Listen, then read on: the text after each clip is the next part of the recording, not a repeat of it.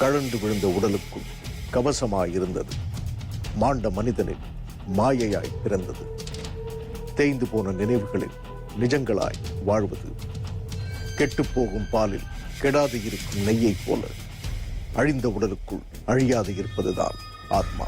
மாயா செய்த சமையலில் பசியை மறந்தான், ருசியை மறந்தான், தனக்கு தாய் இல்லை என்ற தவிப்பையும் மறந்துவிட்டான் வாசு. ஏகாந்த நந்தவனத்தில் சில வண்டுகள் நுழைவது போல அங்கே நுழைந்தார்கள் நண்பர்கள். என்ன செய்தார்கள், நடக்கப் போவது என்ன, பார்க்கலாம் வாருங்கள். இது ஆத்மா. வாசு, எங்க அப்பா அம்மா இருக்கிற இடம் தெரிஞ்சிருச்சு. செங்கல்பட்டுல தான் இருக்காங்க. வாங்க போயிட்டு வந்துருவோம். இல்ல மாயா, இப்ப கிளம்பி போனா எப்படியும் 2 hours ஆகுது ஆகும்.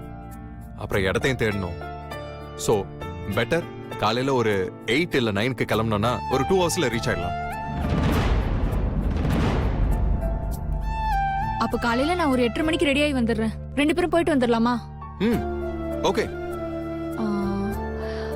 சரி, நான் இப்ப கிளம்புறேன். என் அப்பா அம்மாக்கு கொஞ்சம் ட்ரெஸ் எடுத்து வச்சிருக்கேன் நாளைக்கு அவங்கள பாக்குறதுக்கு.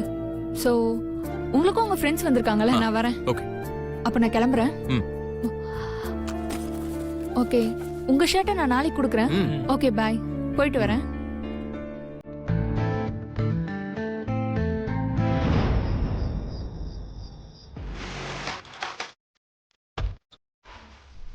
என்னடா இந்த நேரத்துல வந்திருக்கீங்க? டேய் மச்சான், எனக்கு ஒரு ஹெல்ப் பண்ணுண்டா. என்ன மச்சி, ஏதாவது ப்ராப்ளமா? ப்ராப்ளம்லாம் ஒன்றும் இல்லடா. அப்பாவோட ஃப்ரெண்டு ஒருத்தர் அவசரமா கோயம்புத்தூர் போகணுமா, ஃப்ளைட்டை வேற மிஸ் பண்ணிட்டாரு. ஏதாவது கேப் புக் பண்ணி அனுப்ப வேண்டியதானே? டேய் அதுக்கு இல்லடா, அவர் கையில வேற நிறைய கேஷ் எடுத்துட்டு போகணுமா. நாளைக்கு காலைக்குள்ள ரெஜிஸ்டர் பண்ணுண்டா. காலைக்குள்ள ரெஜிஸ்டர் பண்ணலன்னா கொடுத்த அந்த அட்வான்ஸ் மொத்தமா 10C போயிடும்டா. ஸோ நீ கொஞ்சம் கோவப்படாம அவரை கோயம்புத்தூரை ட்ராப் பண்ணிட்டேன் ப்ளீஸ். ஐயோ, நாளைக்கு காலையில் மாயாவோட செங்கல்பட்டு போகணும்டா. அது காலையில் தான்டா, அதுக்குள்ளே போயிட்டு வந்தானடா. இங்கே இருக்க கோயம்புத்தூர் போயிட்டு வர ரொம்ப நேரமாக போகுது. 8 hours போயிட்டு வந்தானடா. 1 hour ரெஸ்ட் எடுத்துக்கலாம்டா. டேய் அது கொஞ்சம் ரிஸ்க்குடா. டேய் போகலாம், அதான் பெரிய ரிஸ்க் ஆகிடும்டா. எங்கள் அப்பா ஆல்ரெடி என்கிட்ட பேச மாட்டாரு. இந்த ஃப்ளைட்டை மிஸ் பண்ணது வேற என்னால் தான்டா. நான் தான் ஃப்ளைட் டைமை தப்பாக சொல்லிட்டேன். ப்ளீஸ்டா கொஞ்சம் போயிட்டு வாடா ப்ளீஸ். போயிட்டு வந்துடலாம்ல, இல்லைனா மாயா ஏமாத்துறோட. போயிட்டு வாடா வாசு, வந்தடலாம். நாமளே எத்தனை வாட்டி போயிட்டு வந்துடுவோம். வந்திருக்கோம், ஆனா இந்த முறை வர முடியாம போயிடுச்சுன்னா? டேய் உன் மேல எனக்கு நம்பிக்கை இருக்கு, கிளம்பு. அவரு காரணம் தான் மச்சான் வெயிட் பண்ணிட்டு இருக்காரு. டேய் போடா ப்ளீஸ்டா.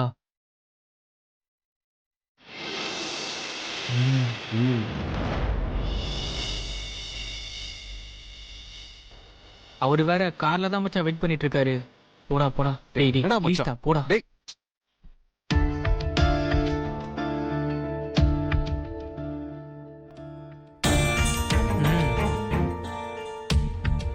எனக்கு சமைச்சு போட்டு போனவங்கள நான் அதுக்கப்புறம் பார்க்கவே இல்லை. இந்த பசங்க மட்டும் என்னை கோயம்புத்தூருக்கு அனுப்பாம இருந்திருந்தா நான் அவங்கள மிஸ் பண்ணியிருக்கவே மாட்டேன். அவங்க என்கிட்ட வந்து எங்க அப்பா அம்மாவை கண்டுபிடிச்சு கொடுங்கன்னு சொன்னதும் எனக்கு அவங்களை எப்படியாவது கண்டுபிடிச்சு கொடுக்கணும்னு தோணுச்சு. என்னைக்கா இருந்தாலும் என்னை பார்க்க வருவாங்கன்னு எனக்கு நம்பிக்கை இருக்குங்க. அவங்கள பார்க்கணும் பேசணும்னு எனக்குள்ள ஒரு ஆசை இருந்துகிட்டே இருக்குங்க. அது நடக்குமான்னு எனக்கு தெரியல. எனக்கு தெரிஞ்சு நீங்க அவங்கள லவ் பண்றீங்கன்னு நினைக்கிறேன். எனக்கு தெரியலங்க, இருக்கலாம். 4 நாள் பழக்கத்துல எப்படி லவ் பண்ண முடியும்னு என்ன நானே கேட்டுக்கிறேன். எனக்கும் அதுக்கு பதில் தெரியல. ஆனா ஒரே ஒரு விஷயம் மட்டும் உறுதிங்க, இனிமே நான் அவங்கள சந்திக்கிறேனோ இல்லையோ, அந்த 4 நாள் ஞாபகம் இந்த ஜென்மத்துக்கு போதும்னு எனக்கு தோணுது. சரி, ஒரு விஷயம், ஏன் நீங்க அவங்கள பத்தி கேட்டுக்கிட்டு இருக்கீங்கன்னு எனக்கு தெரியல. ஏன்னா உங்க பின்னாடி ஆவியா சுத்திட்டு இருக்க பொண்ணு அவங்கதான். என்ன என்ன சொன்னீங்க? மாயாதான் இந்த 2 கொலையும் பண்ணதுன்னு சொல்றேன். நோ, இல்லங்க, இருக்கவே இருக்காது. இல்ல, நீங்க என்ன சீட் பண்ணணும்னு நினைக்கிறீங்க. இல்லங்க, இல்ல, அது மாயாவே இல்ல. அவ ஏன் அவங்களை கொல்லணும்? அவ சாகவே இல்லைங்க.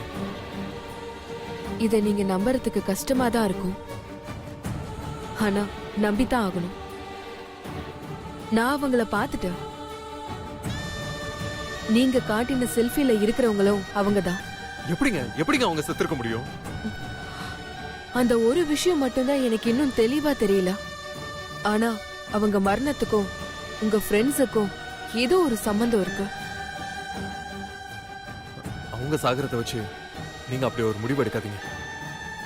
மாயாவுக்கும் அவங்களுக்கும் நீங்க நினைக்கிற மாதிரி எந்த ஒரு தொடர்பும் இல்லை. உங்களுக்கு தெரிஞ்சு இல்ல, ஆனா இருந்திருக்கு. ஒண்ணு அவங்க சொல்லணும், இல்லனா மாயா சொல்லணும். அவங்க சொல்றாங்களோ சொல்லலையோ, இப்போ உங்க ஃப்ரெண்ட்ஸ் 2 பேர் உயிருக்குமே ஆபத்து இருக்கு. மாயா அவங்கள கொல்லாம விட மாட்டா. மாயா அப்படிப்பட்டவங்க இல்லைங்க. அவங்க பழி வாங்குற டைப் கிடையாது. ஆசத்துக்காக கடல் கடந்து வந்தவங்க.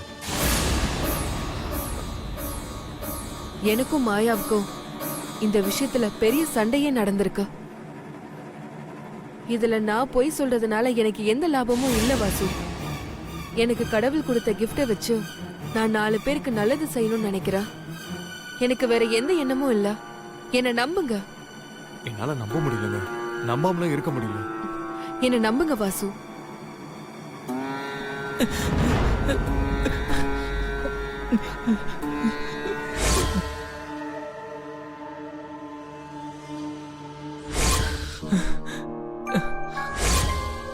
ஏன்டா அவன் அப்படி பண்ணா? அவனுக்கு என்னடா பிரச்சனை? மோகன் இறந்த இடத்துல அவ அந்த ஆவியை பார்த்தாலாம். அந்த ஆவிதான் இதெல்லாம் பண்ணியிருக்கான். டேய், முட்டாள்தனமா பேசாத. காத்தடிச்சா களைஞ்சு போற ஆவி அவனை வந்து தள்ளி விடுச்சா? Good point. டேய், ஆவி இருக்குடா.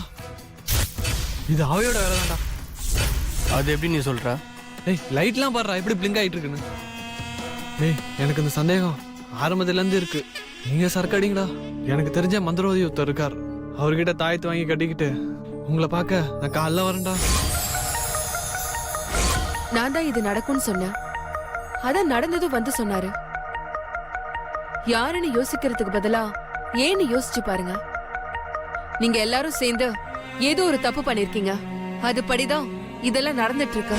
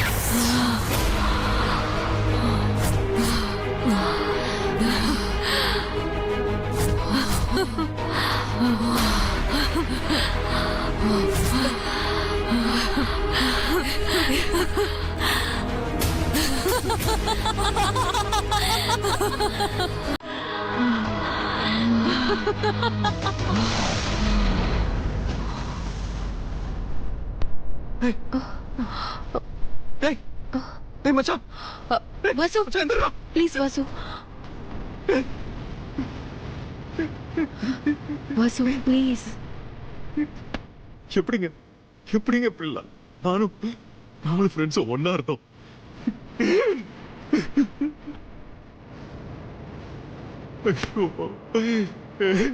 மச்சான் வாசு ப்ளீஸ். பாருங்க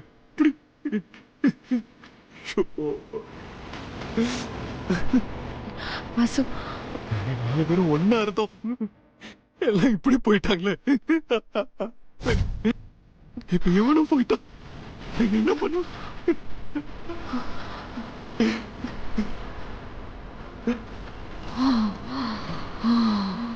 ஏன் உங்களுக்கு இந்த கொலவெறி? எதுக்கு இப்படி பண்ண? யாருகிட்ட பேசிட்டு இருக்கீங்க தீபிகா? மாயா இங்கதான் இருக்கா, அவகிட்ட தான் பேசிட்டு இருக்கேன்.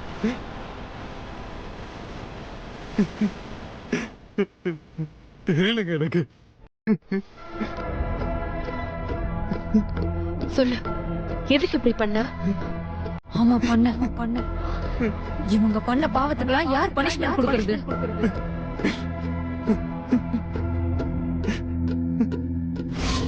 எங்க அப்பா அம்மா இருக்கிற இடம் தெரிஞ்சிருச்சு. செங்கல்பட்டுல தான் இருக்காங்க. அப்ப காலையில ஒரு 8:30 மணிக்கெல்லாம் நான் இங்க வந்துடுறேன். 2 பேரும் போயிட்டு வந்துடலாமா? ம் ஓகே.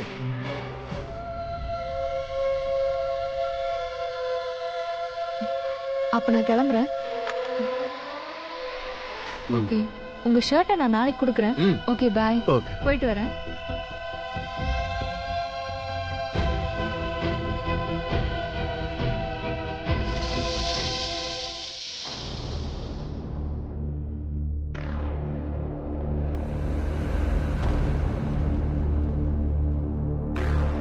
என்ன மச்சி இப்படி ஆயிடுச்சு?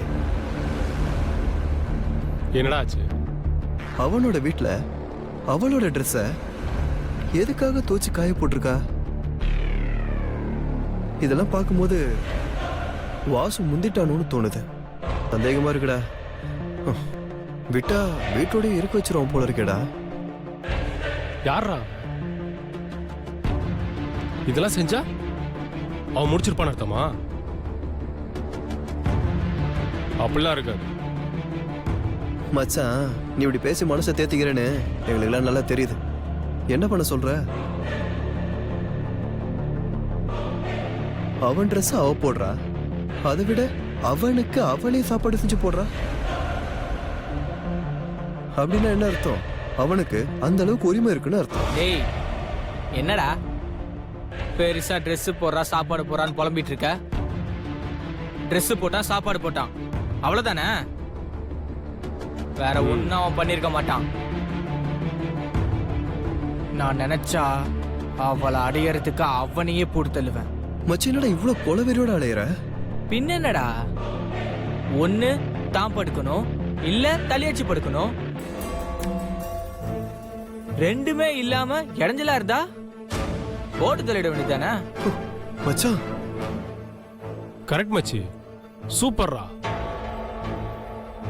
சூப்பர்ரா. நம்ம கிடைஞ்சலா இருந்தா வாசுவை கொண்டதுல தப்பே இல்லை. டேய், என்னடா சொல்றீங்க? அடிச்ச போதெல்லாம் இறங்கிடுச்சுடா. வேணாண்டா, என்னதான் இருந்தாலும் வாசு நம்மளோட ஃப்ரெண்டுடா. ஃப்ரெண்டு தான் இல்லன்னு சொல்லியே. ஆனா நமக்காக அவன் இது வரைக்கும் என்ன பண்ணிருக்கான் சொல்றா? என்ன பண்ணிருக்கான்? நாம அவனுக்கு எவ்வளவு செஞ்சிருப்போம். அவன்கிட்ட என்னடா இருக்கு நம்மளுக்கு செய்யறதுக்கு? நாம தான்டா அவனையும் படிக்க வைக்கிறோம். அவனுக்கு நம்மளை விட்ட வேற யாரா இருக்காங்க? சரிப்பா, நம்ம கிட்ட கொடுக்கறதுக்கு அவன் கிட்ட எதுவுமே இல்ல. இப்போ இருக்குல்ல,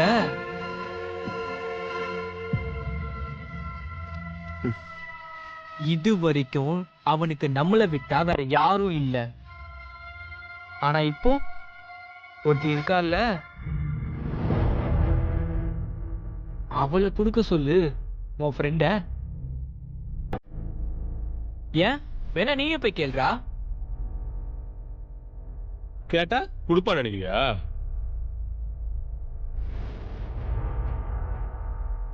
டேய் அப்படிலாம் பேசாதடா. முன்ன பின்ன தெரியாத பொண்ணுகிட்ட பேசினா கூட அது தப்புன்னு சொல்லி சாமியார் மாதிரி பேச ஆரம்பிச்சிருவான். என்னடா பேசுற நீ? இவன் மட்டும் யாருடா? வாசுக்கு அத்தை பொண்ணா மாமன் பொண்ணா? இவ்வளவு வேற ஒருத்தி தானே?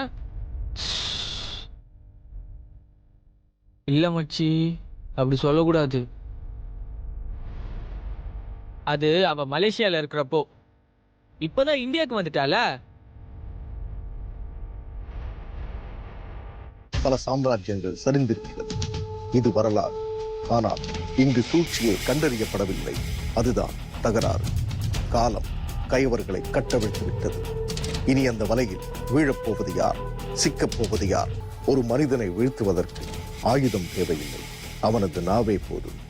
சதிவேடமிட்ட நண்பர்கள் சதிராடிய போது நட்பே பெரிது என்று நினைத்த வாசு வீழ்ந்தானா? என்ன ஆனா? வாருங்கள் பார்க்கலாம். மேடம் மலேசியால இருந்து இந்தியாவுக்கு வருவாங்களாம். அதுவும் எங்க? நம்ம ஏரியாவுக்கே வருவாங்களாம். ஓ சாரி சாரி சாரி மீட் பண்ணுவாங்களாம். அதுக்கப்புறம் தப்பு உணர்ந்துருவாங்களாம். நல்லவன்னு தெரிஞ்சிருமா. வீட்டுக்கு வந்துருவாங்களாம். ஆனா சாரி கேட்பாங்களாம். கடைசியா அவங்க அம்மா அப்பாவை கண்டுபிடிக்க ஹெல்ப் கேட்பாங்களாம். இவரும் ஹெல்ப் பண்ணுவாராம். கடைசியா 2 பேரும் லவ் பண்ணுவாங்களாம். அவ மேல வெறியா இருக்கிற நம்ம வேடிக்கையை பார்த்துட்டு வயிறு எறியாம வாழ்த்துட்டு போணுமா? என்னடா படமா? 2019 லவ் ஸ்டோரியா இது? எங்கேயாவது பிலிம் ஃபெஸ்டிவல் நடக்கட்டும், அங்க அவார்டுக்கு அனுப்புங்க. மச்சி, டேய். என்கிட்ட எல்லாம் ஓட்டாத. என்னடா? என்ன இருந்தாலும் அவன் நம்ம ஃப்ரெண்டு தானடா. அந்த பாசத்துல தான்டா சொன்னேன். அதுக்கேண்டா என்ன எதிரி மாதிரி பேசுறீங்க? ஏன் அவன் மட்டும் தான் ஃப்ரெண்டா? அவன் மேல மட்டும் தான் பாசம் வைப்பியா? எங்கெல்லாம் பார்த்தா பாசம் வராதா? ஏதோ பார்த்தோம் பழகணும்னு இருந்தா நீ சொன்னதை ஏத்துக்கலாம்டா. நம்ம அப்படியா? சொல்றா, நம்ம அப்படியா? எது கிடைச்சாலும் பிரிச்சு தானே சாப்பிடுவோம். இன்னைக்கு என்ன புதுசா அவன் மேல மட்டும் பாசம் பொத்துக்கிட்டு வருது? அவளை நினைச்சு நான் மட்டும் டிஸ்டர்ப் ஆன. இதோ இவன் பழனி ஏன் நீ கொடுத்தானே? ஏதோ ஒண்ணுமே தெரியாம அவனுக்கு வக்காலத்து வாங்குற. வாசு நம்ம ஃப்ரெண்டு தானடா. அவன் மேலேயே அக்கறை இருக்கு. உங்க மேலேயே அக்கறை இருக்குன்னா இல்லைன்னு சொல்லல. நீங்க வாசுவை பத்தி கேவலமா பேசுறதுனால நான் வாசுவுக்கு சப்போர்ட் பண்ணேன். நாம இல்லாம அவன் எப்படிடா? நம்ம எல்லாம் ஒன்னா சேர்ந்து இருக்கலாம்னு சொல்றேன். சரிடா, இப்ப இந்த நிலைமையில நாம இருக்கிறதுக்கு என்ன தேவை? இப்போ நமக்கு தேவை மருந்து மாத்திரை இல்ல, மாயாதான். மாமரத்தின் கீழே இருந்து ஒரு ஆரஞ்சு கனியை எதிர்பார்ப்பது எவ்வளவு பெரிய முட்டாள்தனமோ அதுபோல்தான் தீய நண்பர்களிடம் ஒரு நல்ல செயலை எதிர்பார்ப்பது. இந்த கயவர்கள் தங்கள் கடமையை செய்ய புறப்பட்டு விட்டார்கள். இனி நடக்கப் போகும் விபரீதங்கள் என்னென்ன? செந்நிலத்தில் பெய்த மழை நீர் கலங்கியது, கரையானது. ஆசை படிந்த ஆழ்மனதும் அப்படித்தான் கரையாகி புறையேறி அது கள்ளத்தனம் செய்ய புறப்பட்டு விட்டது. இனி நடக்கும் விபரீதங்கள் என்ன என்ன?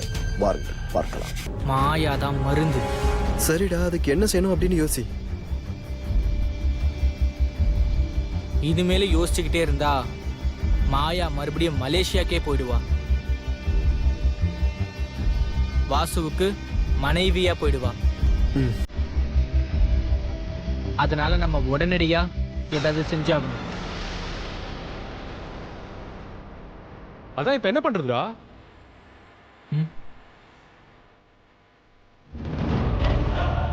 இரு, நானே சொல்றேன். Wait and see.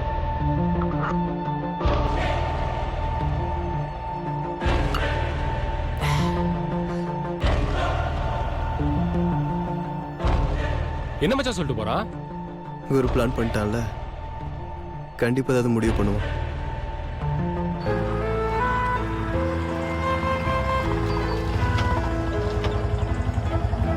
Madam 50 madam 50யா? ஆமா மேடம் மேடம் பார்த்து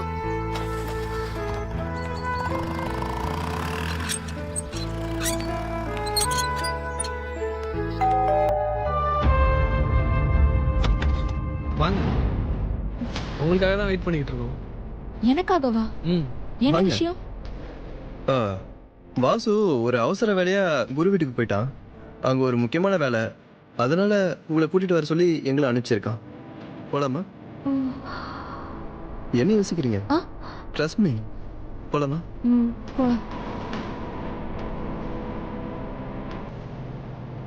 உதிர்ந்து போன உடலுக்கு வெளியே உலாவிக் கொண்டிருந்த ஆத்மா உண்மையை நிலைநிறுத்த உருவமற்ற உருவம் எடுத்து இரக்கமற்றவர்களின் உயிரை உறிஞ்சிக் கொண்டது.